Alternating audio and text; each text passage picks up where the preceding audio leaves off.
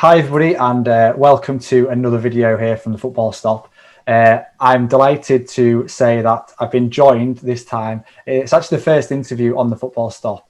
I'm being joined by Mitch from LDN Cards, or LDN Cards, depending on what you want to say, which is great. Mitch, how are you doing?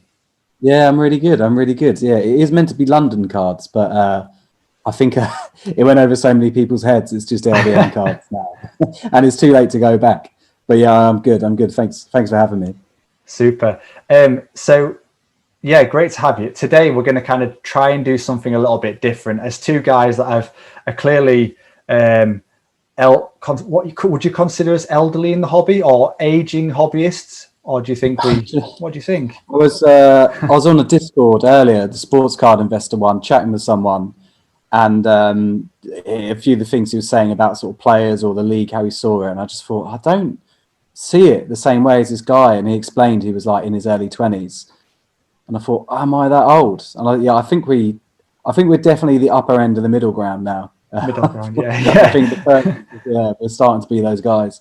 We are. So hopefully with that in mind, today's video will it's an opportunity to kind of share some of the players that we've watched over the years gone by, share some players that maybe we don't feel get thought about enough. And basically what we're going to do is we are going to come together and create a best 11. Each of us. So I've picked my 11.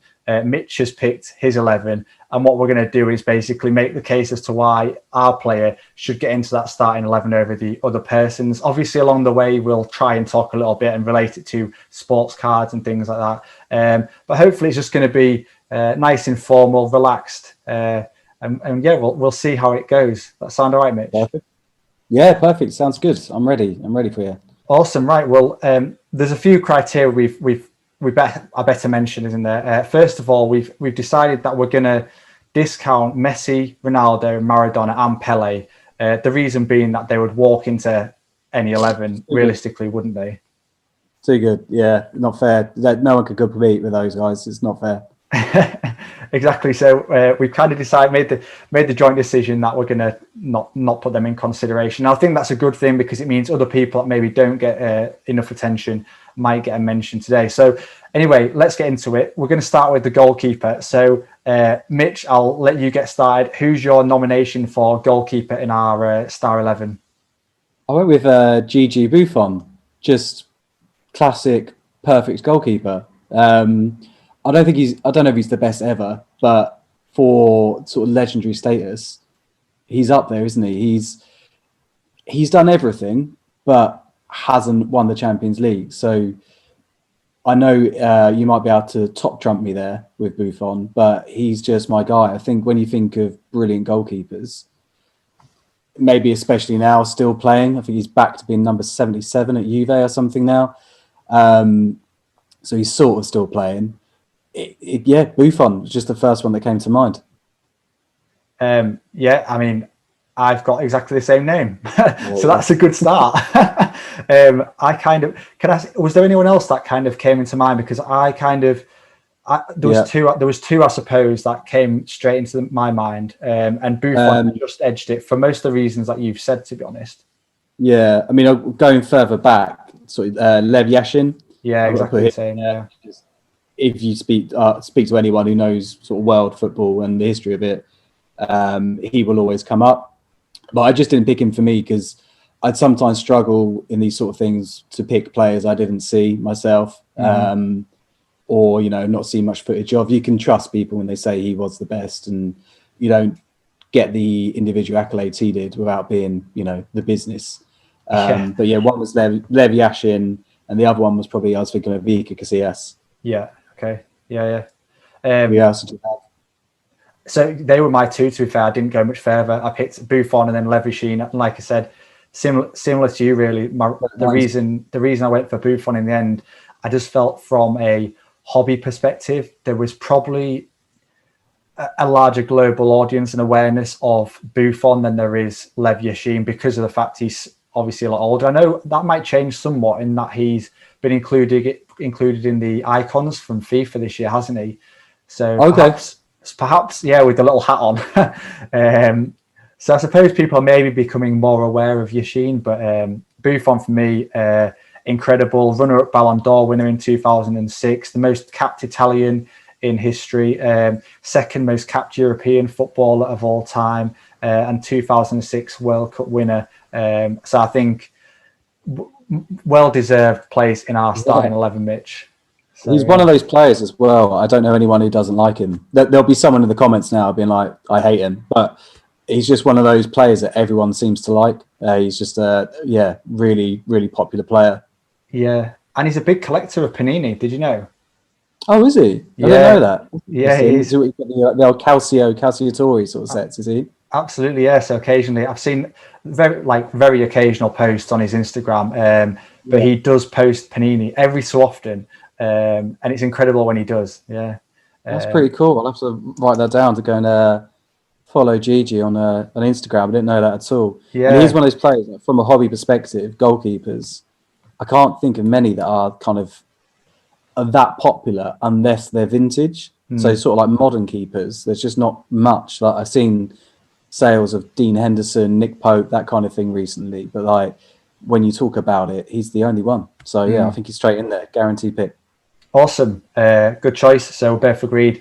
Gianluigi Buffon gets into our starting 11, and I will put the Parma rookie rookie sticker on the screen as well, so people can kind of see that. So next up, we're going to go right back. I kind of feel like our first few picks might be the same, and I feel like it's where we get into the midfield and attack, it's going to get interesting. So right back, Mitch, who have you gone with? We're short of going for Steve Finnan, Fulham legend. I got two, so I've gone for like a modern and a sort of an older player. Okay. If I had to pick one older player, it's going to be Cafu for Brazil. He just is the right back. He's the modern right back now as well.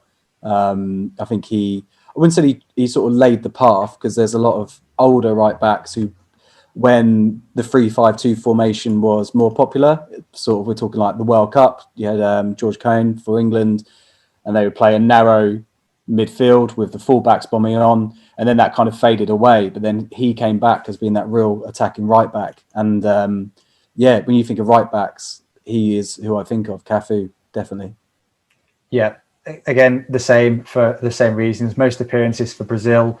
One of the only players to play in 3 World Cups, and obviously he played in that incredible Brazil team, didn't he, with Ronaldo, Rivaldo, Ronaldinho. Yeah. And I think you're right. I think there's something about him being that kind of ahead of his time, really, then bombarding runs as wing back, which we see kind of like Trent Alexander-Arnold doing now. It's almost like he's now, don't we? 100%.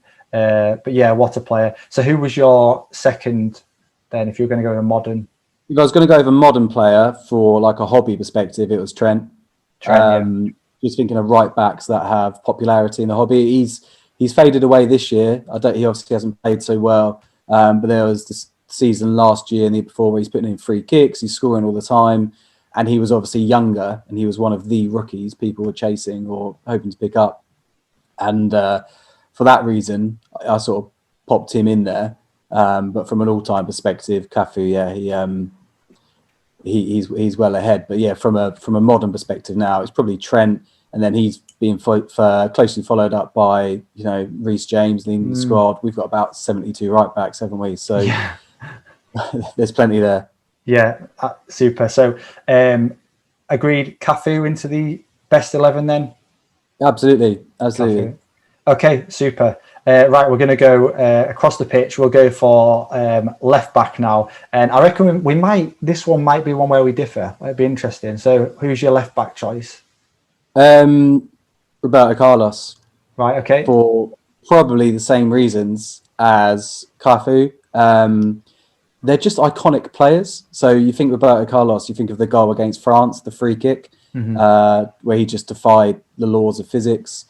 He was Inter Milan. I think they tried to get him to play at left wing. That was Roy Hodgson. And then when he went to Madrid, they said, no, you can play left back the way you play. and obviously he did the same for Brazil. Just a fantastic, exciting player. Again, it might be my age. The sort of 90s, 2000s guys, they're the ones I remember best. But yeah, I've gone for Roberto Carlos in that position. So the free kick, is that the banana one? Yeah, where he kind of hits it. It's almost 10, 12 yards wide, and then it That's comes the back one, in. yeah. Fabian Barthez just looks, he's got like the most French expression in his face. He's like, what's going on? It's a brilliant moment. I remember that. Yeah, fantastic free kick. If you haven't seen that, then once you've watched this video, obviously your next search should be Roberto Carlos free kick, and I'm sure it'll be your top search. It is incredible. So we have actually got a different one here. Okay, so cool. This is our first decision, I suppose. So I've actually gone, and Carlos was the alternative. I'll be honest, I battled between the two. I did in the end go for Paolo Maldini because he played a large stint of his career at left back. Obviously a Milan legend, placed third in the 94 and 2003 Ballon d'Or. The only thing is he didn't win a World Cup and he didn't even win a European Championships with Italy. But I think if we're going in terms, we're always considering that hobby side of things as well. Yeah. I'm kind of leaning towards your pick, I think, Mitch. I think Roberto Carlos might just need to edge it because of that kind of, for want of a better word, like sexiness, I suppose. Everyone likes attacking this. Yeah.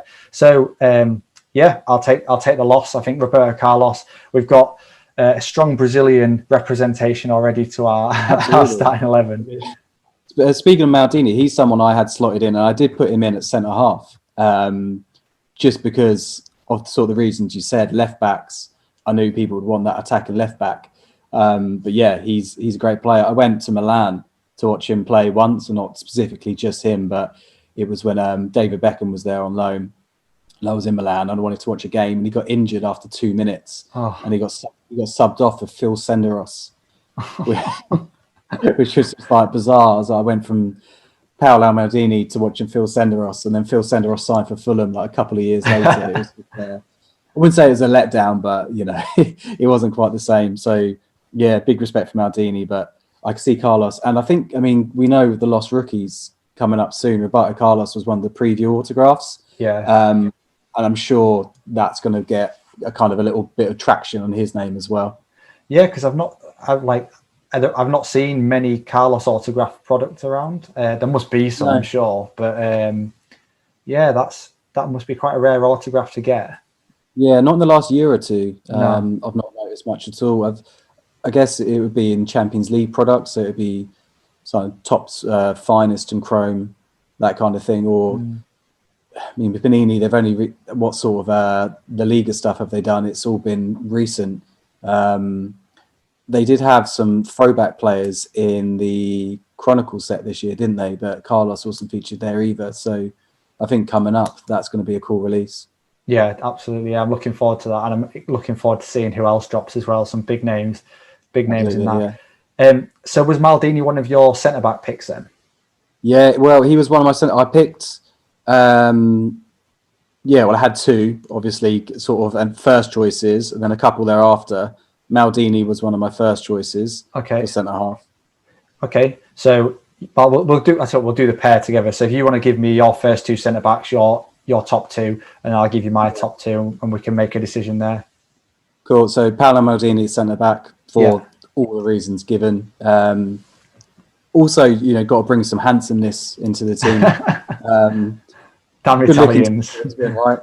And then Bobby Moore was my other one. I thought he towed the line well between being one of the best centre halves, ball playing centre half as well, not just a big sort of lump, but also like a proper footballer, the ability to bring it out the back, and kind of like what we think of Rio Ferdinand being originally that kind of player. He was a top player, World Cup winner for England, fantastic sort of geezer.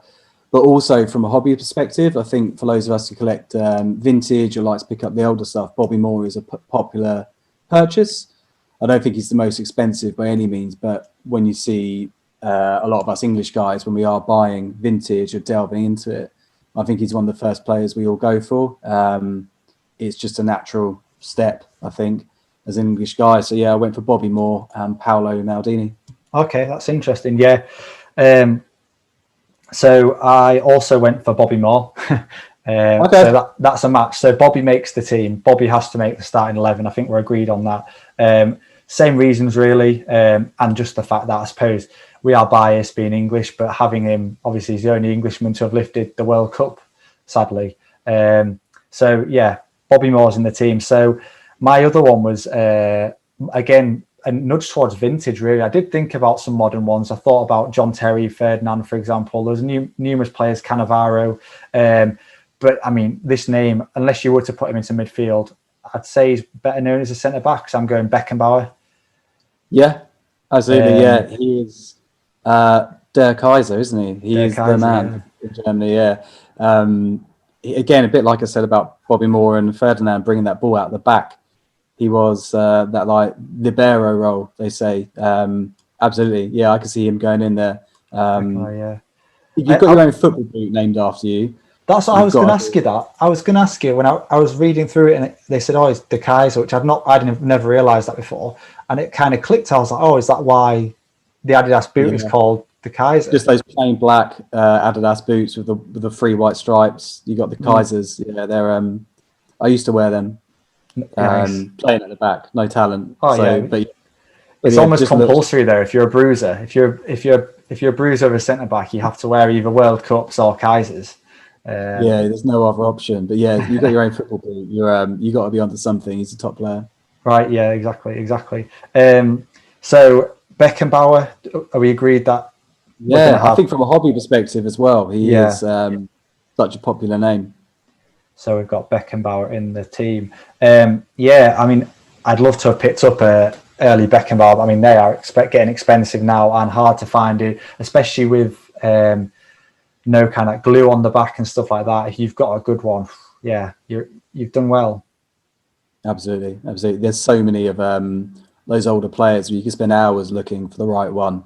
I've been quite happy just to pick up like your 99p awful ones that have been in someone's bike spoke for ages, but in terms of like those top quality ones, yeah, they're few and far between and they're very expensive. Yeah, exactly. So that's our defence then, if you like. So we've got Cafu, Bobby Moore, Beckenbauer and Roberto Carlos at the back with Buffon in goal. So we're going to play a 4-3-3. So we'll go into midfield, and I suppose the challenge with midfield is that you've obviously got defensive midfielders and you've got your goal scoring midfielders. So it's quite hard to balance it out, I suppose. But who have you gone for first? And who's the one out of your 3 that has to go in there, I suppose? Zinedine Zidane. Straight in, and I think he's the perfect player for this. He's just an unbelievable player. Obviously with the World Cup, winning it, then winning the Euros, everything he did with Juve, Madrid, just a serial winner. But then not just that, what he's then done as a manager with Madrid with 3 Champions Leagues, is it? Something like that, yeah, it's crazy. Yeah, he is iconic. And then the way he went out of international football in the World Cup final, headbutting Materazzi, like he's an icon for all the wrong and right reasons. Just incredible. And then his hobby popularity is huge. I think most people watching will have his like 98 World Cup sticker. I think loads of people have got that. But then what we saw quite recently with some of his earlier rookies and the prices they were going for, it was like, was it 75 grand or something like that? 22, I think. It was a PSA... Okay, 8, yeah. PSA 7 or 8, 92. So crazy, yeah. I remember it being big money and everyone was kind of all over it. I went for Zinedine Zidane. He'd be my definite pick for a midfield position. Yeah, same, mate. I think, to be honest, I think he is still massively underappreciated by a lot of people. I think if you watched him play during the 90s in particular at Juventus and Real Madrid, he was unplayable, wasn't he? And I know when the kind of Manchester United team that won the treble of 99, so Scholes, Keane, Beckham, obviously Giggs, when I think it's Paul Scholes, when he talks about the greatest players he's faced, he talks about Zidane, and he says what people don't realise was just the physicality of him.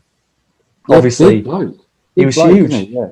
Huge guy, but then had this kind of ability to just kind of pirouette around the pitch. And have you ever watched the document? It's a weird documentary where it just follows him for 90 minutes. On the pitch. Yeah, really cool, really cool. like mind-blowingly good. And He had yeah, so many iconic moments though that you should think against England in the Euros. I think it might be 1-1, and he stepped up to take the penalty, and he froze up on the pitch, and then takes 2 steps and bangs it in, and they win. Just things like that, and obviously the Champions League final against, I think it maybe against Leverkusen with the left-footed volley. oh Carlos mate, it was crossed it in. amazing. Yeah, what a goal. Just one of the best goals ever, and it's just iconic moments. You have iconic players. It's like we might talk about Paul Scholes as an iconic player, but Zidane has those moments in big games as well that are so easy to remember. Yeah, that's why for me he's straight in there. Yeah, completely agree. On my list as well. So Zidane walks straight into the 11. No surprise, really, is there? So then we've got space for 2 others. So who else do you want to put in the mix next to Zidane? It'll be no surprise, David Beckham. I swear we've got the same 11. we didn't share these lists, I promise you, but this just shows what happens when 2 guys come together that I've watched a lot of football over, 30 odd years, I suppose. Yeah. Like there's a reason these guys are on the list. So yeah, and a lot of it in the same period, I guess. That sort of Champions League period, late 90s, early 2000s, is up there for me. If you just think of any player in a Pepsi commercial from the early 2000s, they're going to be some of my favourites. But yeah, David Beckham, ignoring kind of get to him being kind of like an iconic player in his hobby love, but just as a player, scored that goal against Wimbledon in his sort of second season maybe, which was iconic. He played for Man United. He won the Champions League. He took the corners and the free kicks leading up to the goals that won the final. He took the free kick, or the corner, I should say, for that Keane header and the comeback against Juventus. He then played for Real Madrid. He was a Galacticos, massive thing. Won La Liga over there. He then went to America, which was a big deal. He had all of the World Cup interactions, the goals England against Greece. There's just so much. So yeah, Beckham, straight in there for me. Yeah, I mean, I put him on my list, and well, to be honest, I put a few other names on the list and then crossed them out. Because, for example, I put Xavi and Iniesta on my list originally as kind of like modern influential players that really kind of influenced the game as gone with regards to like tiki-taka kind of football, like development of the passing game and how the game's changed.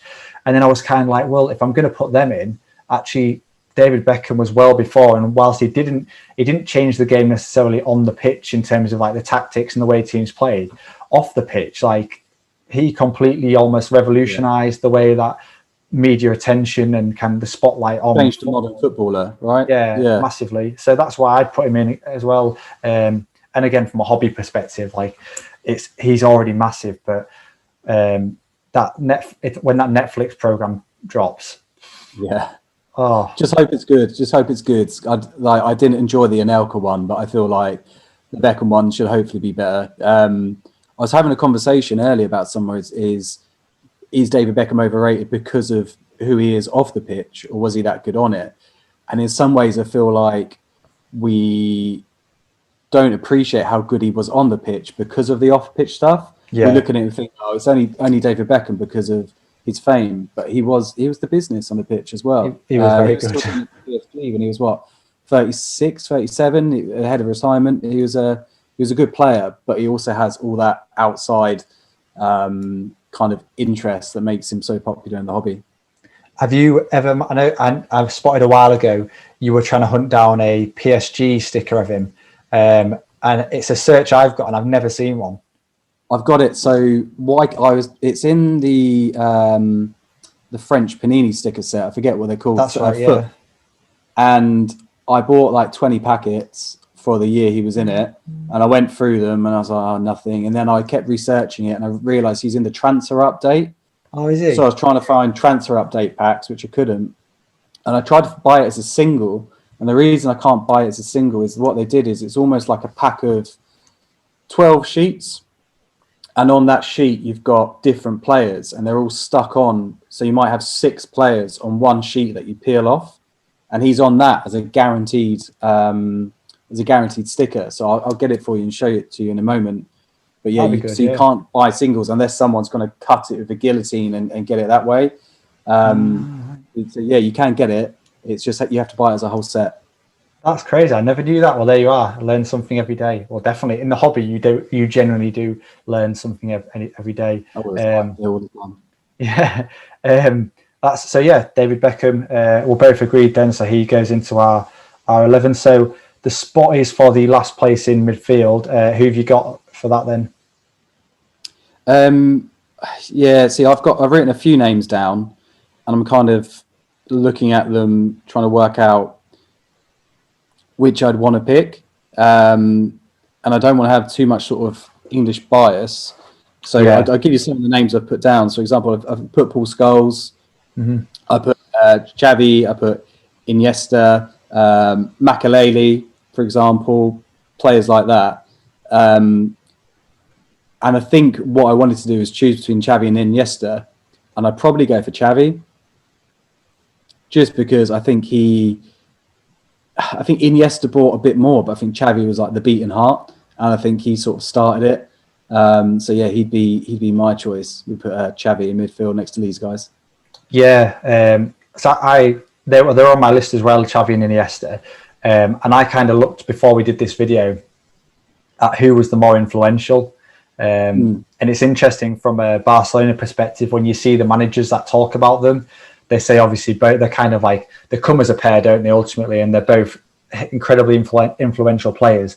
But they always say the same thing. They all say Xavi was the one that kind of really was the driving force behind Barcelona in terms of his ability to pick a pass, and basically ball retention was unbelievable. So yeah, obviously won so much as well, didn't he, with Barcelona, with Spain as well during them incredible years.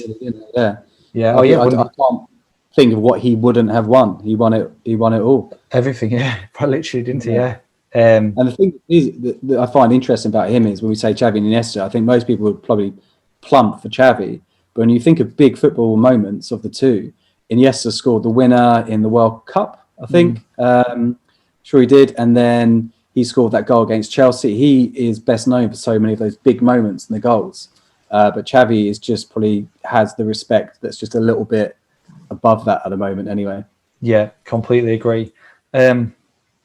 So mine again, I feel like it's English bias for sure, but I mean it's interesting within the hobby how a lot of the kind of vintage players from England seem to have gotten quite a lot of attention. So I've picked Bobby Charlton.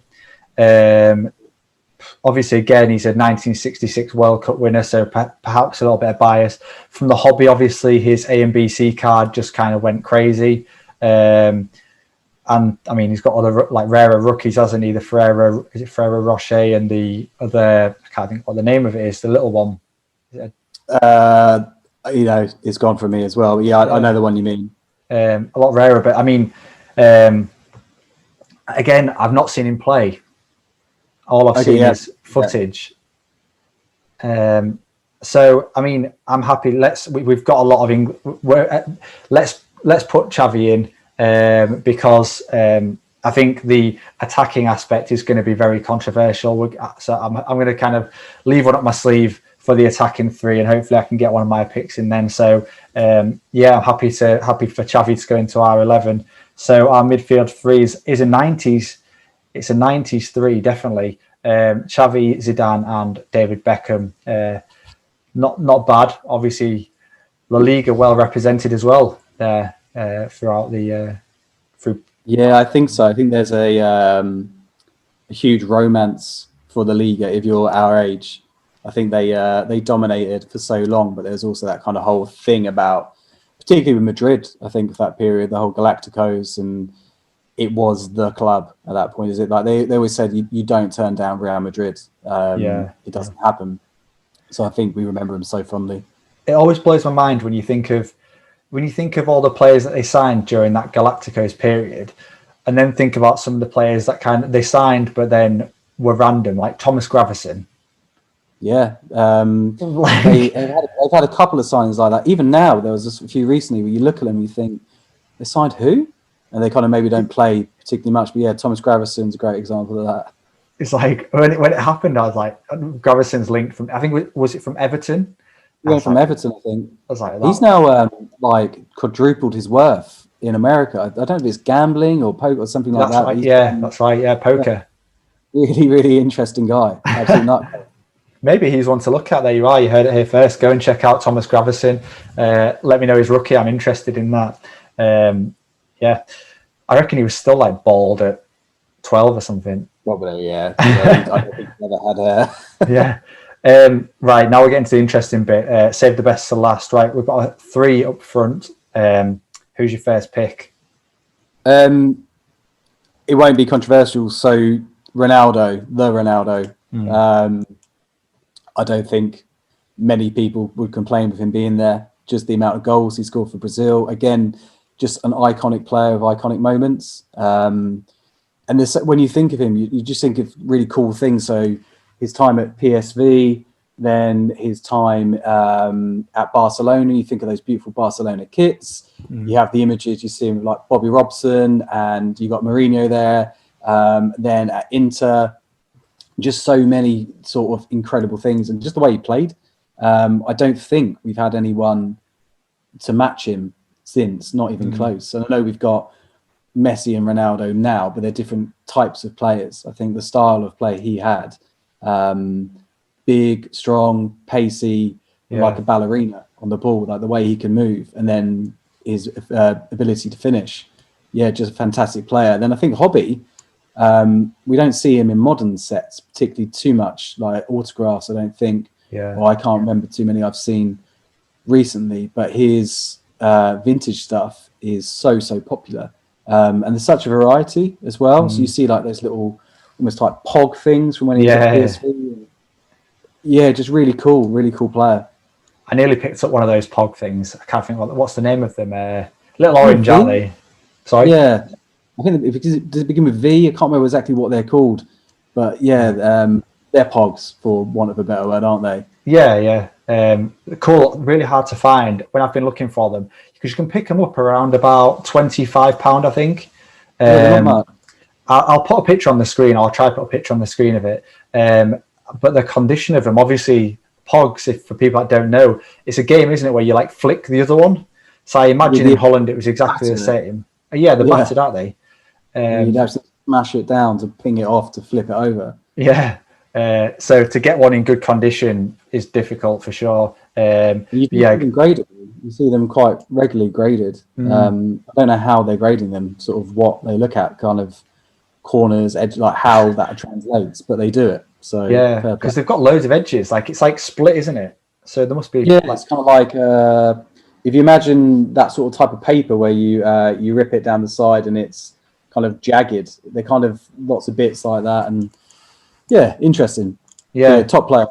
Yeah, agree. That's someone that if I was going to focus my collection on one player, it probably would be Ronaldo Nazario. In my list as well. Even had like similar to who was it we were saying earlier, had Beckenbauer had a boot named after him or done for him. Ronaldo was the same with the mercurial vapors. So Mitch, whilst you were wearing your solid black World Cup boots, or sorry, what are they called? Kaiser boots. I had my flashy mercurial vapors for PE, thinking I was the boy running up and down the wing. They were incredible things. They were incredible. Yeah, they were never quite for me, unfortunately. But yeah, they're stunning things. Yeah, a bit like it's like wearing paper, or like wearing a pair of socks. Really, like it's like you didn't have one. Any player as well who's just known by 2 digits, just R9, like you know who he is from that. I think that expresses kind of who he is as a player. Absolutely. So yeah, on my list as well, heads up our strike force, Ronaldo. So we've got 2 picks left. Do you want to give me one of yours?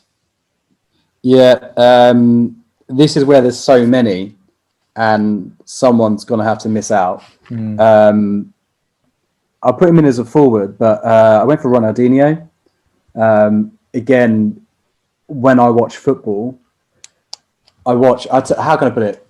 I've got a season ticket at Fulham, so when I go to Fulham, home and away, and it's not always fun. We're not good. So when I watch football that's not Fulham, I want to be entertained. And he must be one of the entertainers. I can't think of many other players who entertained in quite the way he did and played with the sort of smile on his face in the same way he did. So you might think of like JJ Okocha and players like that, but Ronaldinho was a level above. He wasn't just that player. He wasn't like Lee Trundle where it was all flicks and tricks and it was nice to watch. He was Ronaldinho at the top level. Again, I went to another fail. I went to Barcelona to watch him play.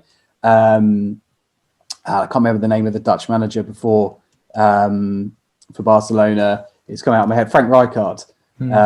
He was the manager. And that team had Samuel Eto'o, Ronaldinho, Messi was off the bench, some great players, and they drew 0-0. I was just absolutely gutted. But yeah, Ronaldinho, I had the blue Brazil shirt with his name on the back. I had a yellow Brazil shirt, name on the back. Just, yeah, he was the boy growing up. Love him. Awesome player. Fantastic, yeah. So I don't have him on my list, I'll be honest. His rookie's really expensive though. I know, and hard to find obviously because it's from, is it Gremio? Gremio, yeah. So he's got shaped head, doesn't he? No, he hasn't got like the locks you think of when you think of Ronaldinho.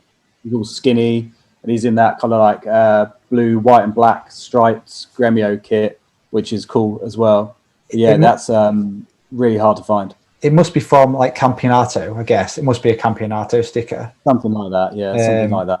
But yeah, I know they sell for a lot. They are around in the UK. I know some UK collectors I've got them.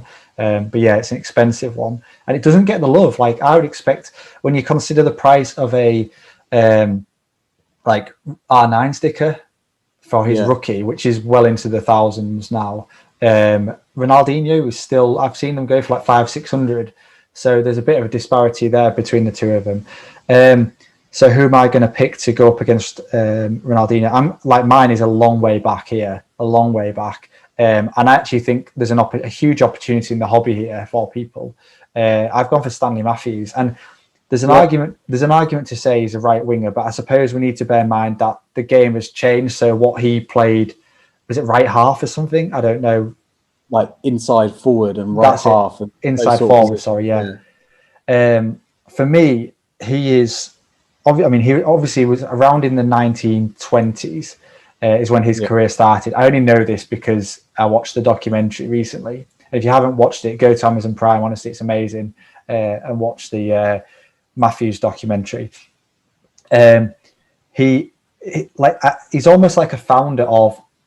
Not the founder, but he does what we do in sports science now. The way he looked after himself physiologically and like in terms of exercise preparation, in terms of like what he eats, in terms of his diet, was immense. He was known as obviously the Wizard of the Dribble. He was the first winner of the European Football Award. When he was playing, he started in the 1920s and obviously like World War II broke out. So, and I think at the time he was probably around 26, 27. So at Stoke City coming into the peak of his career. Yeah, exactly. The prime. Yeah. The only time Stoke City are going to get a mention on this list along with Blackpool. Chucky Moten comes up at some stage. Yeah. Yeah. But yeah, obviously war broke out and the peak of his career kind of was almost like missed a little bit in terms of competitive action, but he played until he was 50, and that just I was going to say, didn't he play forever? Yeah, like blows my mind. And that's what before I started really digging into his cards and looking at what his rookie was, I couldn't understand why there was pictures of him as a kind of like 20-year-old, like the Ardas cigarette card and stuff like that. But then there were also pictures of him where he looks 50. And I was like, he's either aged very badly or something else has happened, and that's what had happened. He'd obviously had an incredibly long career. So yeah, Stanley Matthews for me, because he's one of the fathers of football, of modern football, if you like. He's a player that again was incredibly different for his time. There was not many players in the 1920s that kind of went to beat a man with pace, that acceleration, drop of the shoulder, and kind of the modern flair that we see in some players today. Yeah. He's one that I did have written down for midfield. But I I didn't want to pick too many Englishmen for the midfield, but he was someone that I was, like you said, now, if I had to put him in a position now, you would play him in from that left-hand side in a front three, wouldn't you? Yeah. It'd be something like that. So absolutely, as a forward, no problem at all with him going in. He was the guy. And from a hobby perspective now, his sort of cigarette cards and that kind of thing, they're so popular and they look so fantastic. That has that real nostalgia feel. And you can find them. So I found, I can't remember what year it was. It might have been his second year. I was in a charity shop and they just had this bin of cigarette cards and I was just looking at them because I had nothing better to do. And I found the footballers and he was in there and I was like, amazing. So it cost me like £1. Oh, it's a bargain, so yeah. it's still out there as well, which is kind of the awesome thing, that you can pick up that bit of history and it's not going to, it's available. They're out there too, which is a lot of fun. 100%. What's your take on, I'm of the belief that cigarette cards of Stanley Matthews, George Best to some extent, Bobby Charlton. I'm still of the belief there's a lot out there, because I think it's really easy to get sucked into this idea that soccer cards and the hobby are massive, but in the UK it's quite niche. Like, it's not like everyone in the UK collects sports cards or has an interest in it. Yeah, there was a Facebook Marketplace listing maybe a month, 6 weeks back, and I was just searching on there, and it had Bobby Charlton's, one of his rookies, his earlier ones, and it was a set of like 20 cards, and they'd been removed from their kind of sticker book, because the cards then were stickers in that you stuck a certain part of it with glue and stuck it in, kind of like a hybrid. And they were asking like 15 quid, something like that. It was collection only, and they wouldn't post. And I know they're now sold, but just little gems like that, they come up there. They're absolutely out there. If you want to go and get them, you just think how many people, particularly cigarette cards, they wouldn't have them as kind of singles. They would have a set, and they'd have them mounted in those sort of cigarette card sets or whatever. And you can imagine how many of those are probably sat in frames in the back of charity shops, people's houses, lofts, things like that. Exactly. Because people aren't necessarily looking for them. Exactly. Like, when I think about, like, I mean, my grandparents now are in their 90s, like, God knows what's in their lofts. But like, you hear these stories about baseball cards, about kind of like grandparents that have just had them tucked away for like 50 years and forgotten about them. So who's to say that's not the case with some of these cigarette cards in England? I think it probably is. So what do you think, Mitch? Stanley Matthews or Ronaldinho? I'm going to give you the final say on this. Go on, let's have Stanley Matthews in there. Stan's going in. So the Wizard of the Dribble is in our 11. So final position in our 11. We're nearly there. I've got some names written down. So I've got Inzaghi, the Pipo Inzaghi. I've got Rossi written down, passed away today. I've got Francesco Totti, King of Rome. But the one I'll probably go for is, again, just because I saw him, Thierry Henry. For two reasons. So, as well as being an incredible player, he's got a lot of hobby love as well. I think he's a popular player from a hobby perspective too. He is just a different level of player. So, like I said, I would have watched him at Highbury when I was watching him with Fulham, and there's not many players who they would get the ball in their own half outside their own box, and you'd think, oh, here we go, we're going to conclude it. Like, and he would have it so far back. There's only him, Cristiano Ronaldo, very few players where I'd look at it, I think, you just didn't want them to have the ball anywhere on the pitch. Yeah. And there was once where, I can't remember if it was at Highbury or Craven Cottage, they were in their sort of that cranberry colour kit, kind of like this, that kit they had for their centenary or something. And he fell over as the ball was crossed, and it still hit him and went in. And I just thought, that's Henry. He's just so good. He can score falling over. World Cup winner, just iconic player. And I think from a hobby perspective, him going to America, coaching out there, I think that also spread his kind of fame around. So he was a bit like David Beckham was, as well as being a footballer, he was also a bit of a star. So you had like the Renault adverts, the Vavo Voom, all that kind of thing. So he's not just a top footballer. I think he's like a world star as well. Yeah, completely agree. Like, I can't really disagree with that. He was on my list as well, along with some others. I mean, it's so difficult because there's some unbelievable. Clearly, there's been some unbelievable strikers, hasn't there? Batistuta, obviously, I did a video on Batistuta. Although I wouldn't put him in the same category as Thierry Henry in terms of like hobby love, certainly. Alan Shearer in terms of the goals he scored. George Best is the one that I would make the case for, but I think Thierry Henry, I mean, everyone knows George Best, you can almost put him in the same ilk as Maradona and Pele now in terms of hobby love and kind of how much attention. Yeah, I think after Maradona, Pele, Messi, and Ronaldo, you've then got Best and Eusebio, who are so close to them that for like a list like this, it's almost like a given. Those sort of 5, 6, 7 players, they're so good. I mean, George Best, I would argue him over Thierry Henry, but the only thing with him is the kind of breaks in his career, because he had that kind of period where he retired. He was only like 20, he was 25, 26, and he went to America. He came back and played for Fulham still only in his early 30s, and then he had some time sort of dotting around different clubs. So maybe I think he's got as much iconic status and legend status as he has sort of football respect, if that makes sense as well. I think it blurs the lines. He's a world star as much as he was a football star. Yeah, absolutely. I mean, I was so close to getting his rookie last month.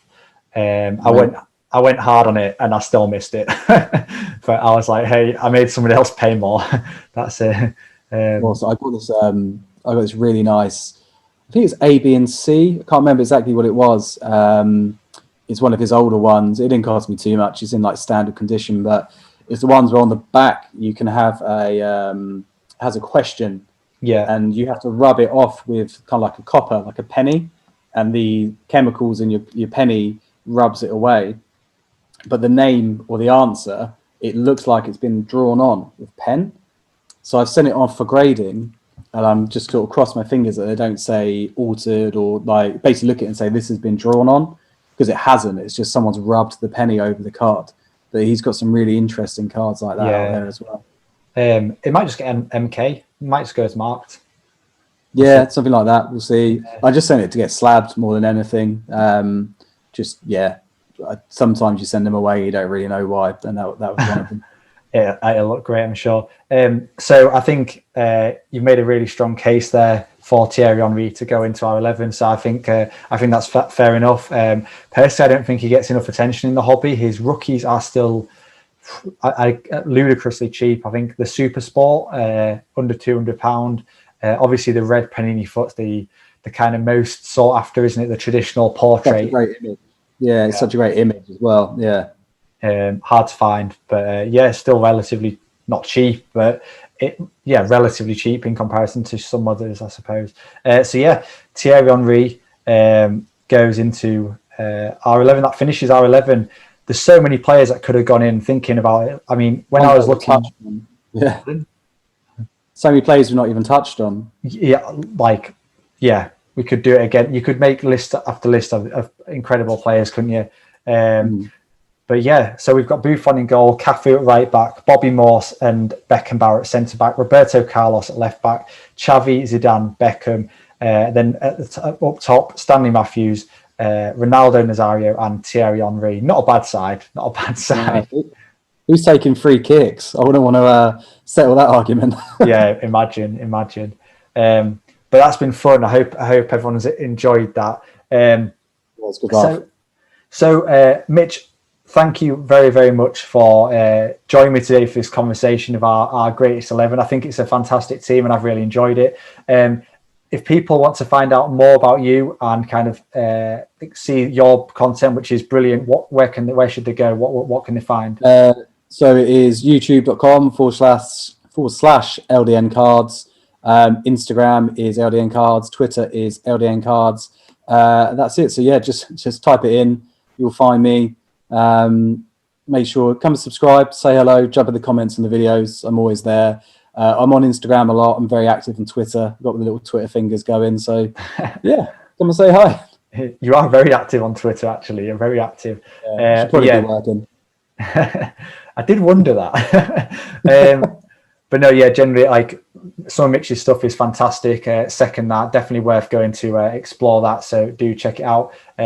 Yeah, so thank you very much, everyone, for joining us today. If you disagree with these, let me know. Let me know in the comments who would make it into your greatest ever 11. Is there anyone that you think is definitely not deserved of a place? And who is that? So yeah, let us know, and we'll speak to you again soon. Bye bye.